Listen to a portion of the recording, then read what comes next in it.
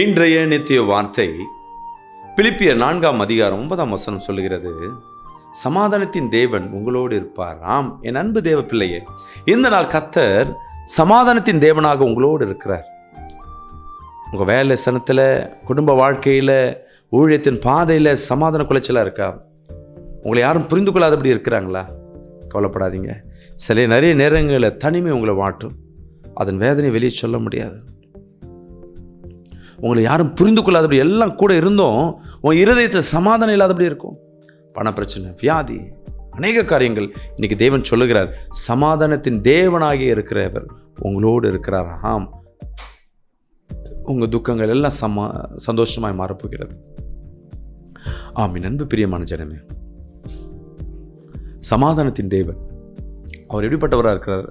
சமாதானத்தை கொடுக்கிற தேவனாக இருக்கிறார். ஒரு சம்பவத்தை உங்களிடத்தில் சொல்ல விரும்புகிறேன். ஒரு கணவன் மனைவி 2 பேரும் சண்டை போட்டு கொண்டிருக்காங்க வீட்டில். டெய்லியும் அவங்க வீட்டுக்காரர் வந்து சண்டை போட்டு சந்தேகப்படுவார் அவங்க ஒய்ஃபை. இவர் குடிச்சிட்டு வந்து குடிச்சா காலையில் பார்த்தீங்கன்னா குடிக்காமல் நல்லா என்ன பண்ணுவார், மனைவியோட அன்பாக பேசுவார். மாலை நேரங்கள் என்ன குடிச்சிட்டு வந்து அவளை திட்டுவார்.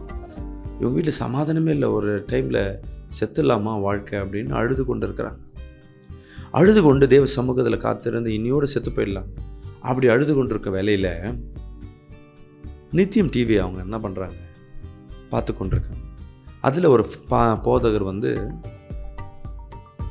என்னுடைய சமாதானத்தை உங்களுக்கு விட்டு செல்கிறேன்னு சொன்ன அந்த வசனத்தை குறித்து பேசும்போது, அது என்ன இயேசுவா கொடுக்குற சமாதானம்? நானும் இயேசு வணங்குறேனே, அப்போ என் வீட்டில் இயேசு இல்லையா? சமாதானம் இல்லாதன்னு நான் மரித்து போகிறேன்னு சொல்லும் போது கத்த சொல்லுகிறார், மீண்டும் வார்த்தை வருது, உன் வீட்டில் சமாதானம் உண்டாவதாக. இவங்க சொல்கிறாங்க, இப்போ உண்மையாகவே கத்தர் என்னோட பேசியிருப்பாரோ?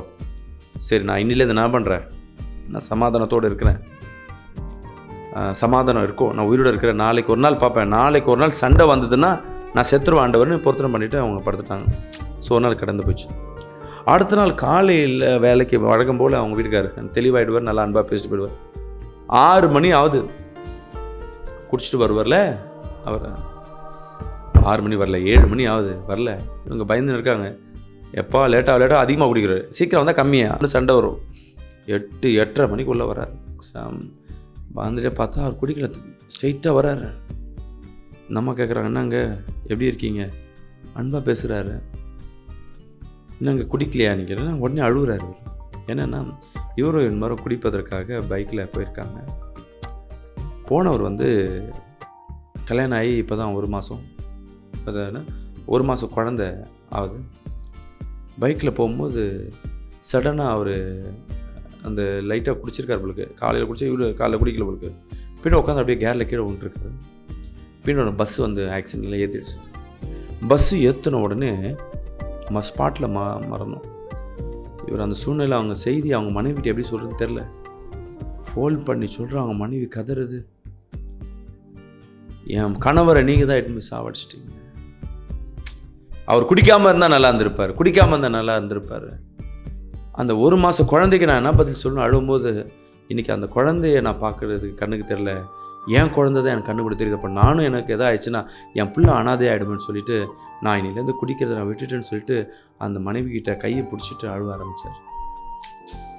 அந்த குடும்பத்தில் ஒரு சமாதானத்தை என்றைக்கும் இல்லாத சமாதானம். அப்போ தான் சகோதரி ஃபீல் பண்ணுறாங்க, தேவன் ஒரு சமாதானத்தை கொடுக்குறாருன்னா அது உலகம் கொடுக்குற சமாதானம் அல்ல. ஆம், என்பது பிரியமான ஜனமே, இந்த நாள் கர்த்தர் உங்கள் வீட்டில் பிரவேசிக்கிறார். ஒரு பெரிய ஒரு சமாதானத்தை நீங்கள் பார்க்க போகிறீங்க. God bless you. கர்த்தர் உங்களை ஆசீர்வதிப்பாராக.